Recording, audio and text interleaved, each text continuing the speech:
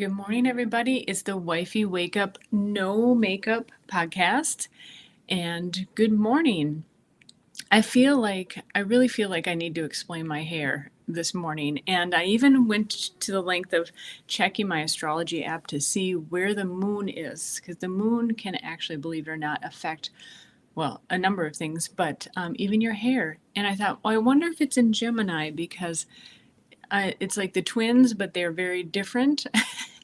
But indeed, it's conjunct Uranus right now. And so, like, the electricity of Uranus, kind of looks like I stuck my finger in a light socket, right? But actually, my hair was still a little bit wet last night, and I put it in a bun because usually it will kind of come out with a nice curl afterwards. And I got kinky curl on one side and it was straight on the other. So, how about that?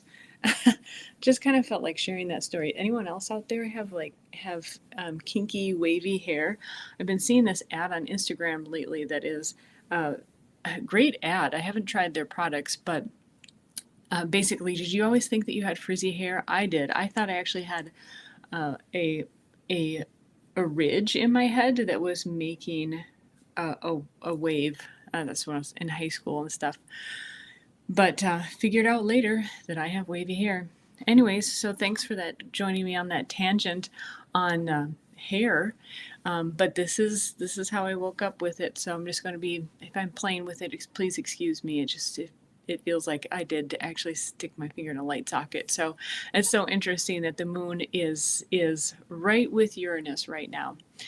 So anyways, today's topic is, what is the story your wrinkles will tell in the future? Several years ago, and I think might have been when I was studying this.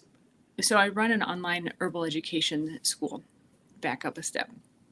And part of the curriculum actually teaches evaluation skills. So what can you see in the person, like in their skin, iridology, even in their eyes, but particularly on the face, you can see indications of what's going on in a person's health.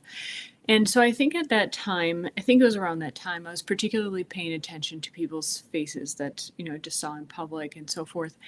And I became very interested in the wrinkles, the patterns that especially much older people have on their face seem to tell a story.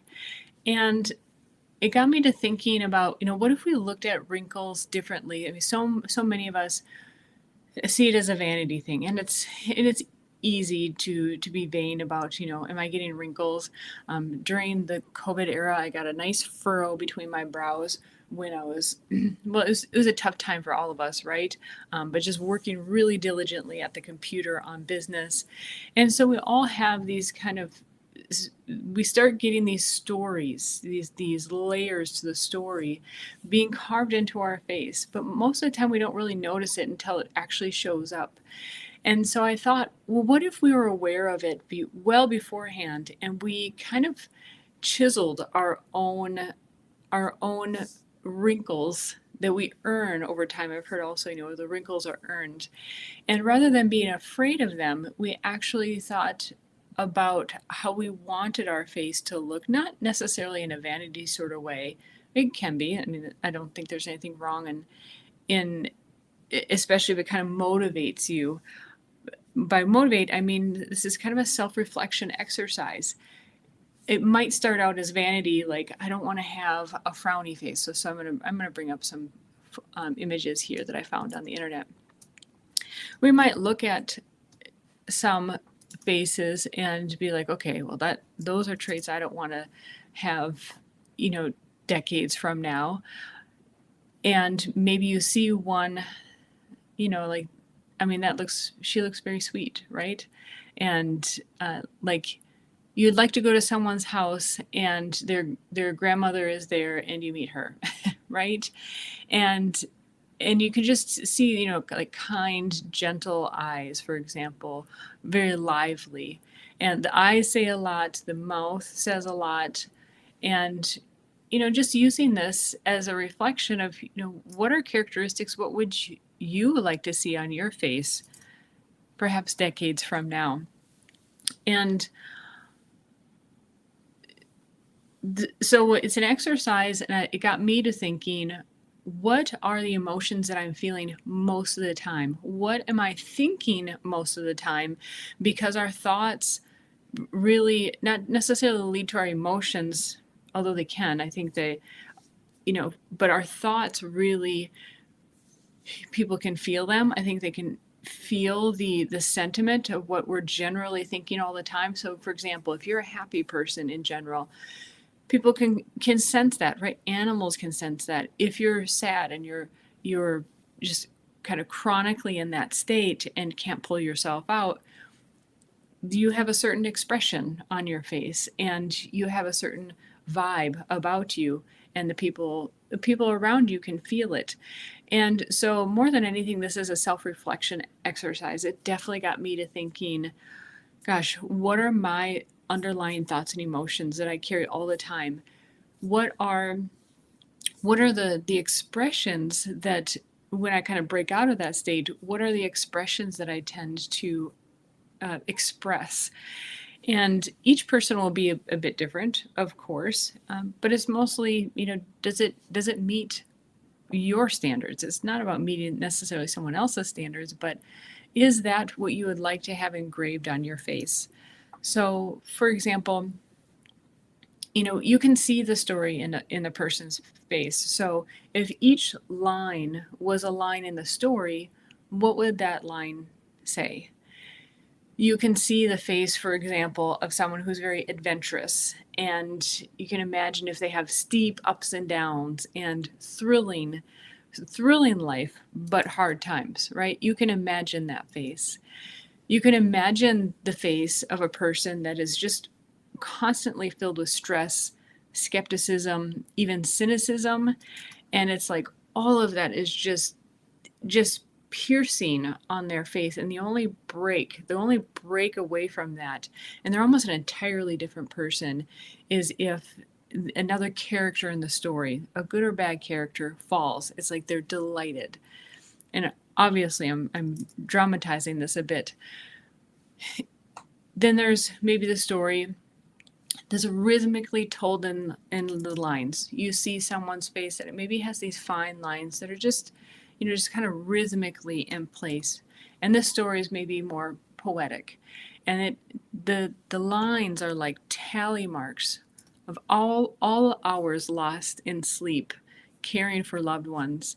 And they're not keeping the tally marks. It's all in love, it's in worry, it's in, again, just hours spent diligently by someone's side.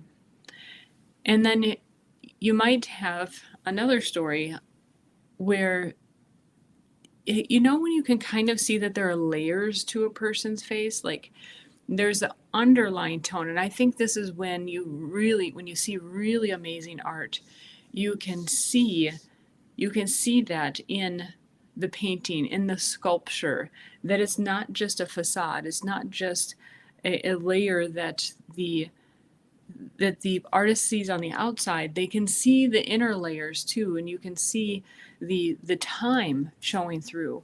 And so another example, when you see someone and their face is worn in time with worry and tension, but you can tell that they perhaps have a faith in God, a sense of a higher power. And while underneath you can see that tension and maybe lots of worry and concern that they've encountered over life. But there's a certain veil, in a way. The outer layer is more of a layer of contentment, of, God's got me in this. And you can just see that has kept them going along in life. And so when you're out and about today, maybe look up some pictures. Also, look to see, in a very wrinkled face, can you interpret the story? What do you think that you see in that story? And then, I'm not even advocating looking in the mirror and seeing your own story, but rather going inside and thinking, what story do you want your future wrinkled face to say? And what are the thoughts and the feelings and emotions that it will take to carve out that face over time. We so easily get caught up in, and when I say we, I should say me, because I really get caught up in my own state of being, my own thoughts and emotions. It's so easy for me to get just in my own world. And if we're going to do that anyways, maybe just consider, I've really strived to consider, what are the thoughts and emotions that are coming up? And is that really what I want to think and feel? Is that getting me to the point in life where I want to be in my relationships, for example? And if we use this as an interesting exercise, the story your wrinkles will tell. What are the thoughts, feelings, and emotions? And we're going to go through stuff in life anyways. There are going to be times where we're deeply concerned, and we're sad, and we're worried. But like in the previous example, what are the underlying tones or the overriding tones that are going to carry us through, and that you can see, that all ends well. I assume that that's what we want, right? That things end up well. So I'm curious what comes to mind for you. This is kind of a straightforward topic, but it can go in all sorts of directions, and different things might come to your mind. And so I'm really curious what shows up for you. Again, I've recommended this exercise before, where you record yourself, and don't watch yourself. That can be tremendously distracting. But if you can record yourself on video and watch your expressions as well, scrub through the video and see the micro expressions in between, you will be amazed. You will see probably some of your relatives, some expressions that you see on relatives' faces. You'll see underlying emotions, signs of underlying emotions that maybe you don't bring to the surface. It's tremendously insightful. Let me know in the comments below how that goes for you, what comes up for you, because this is for you. This is the Wifey Wakeup podcast. I got it right. Wifey Wakeup No Makeup podcast. Sometimes I said that one time and I said Wifey Wakeup No Wakeup, and so clearly I wasn't awake yet. But I like to share things here that are going to help you in your marriage, or if you're projecting towards a marriage. That's what you want. That's your goal in life. That you'll have the tools and the skills to have a wonderful marriage and find that great guy out there. I hear it's really rough out there, but don't give up hope, because when you are the person that is who that other person is looking for, that sounds so banal in a way, but you want to be the type of person that is needed in that future you and that future couple. So that's what this is about as well.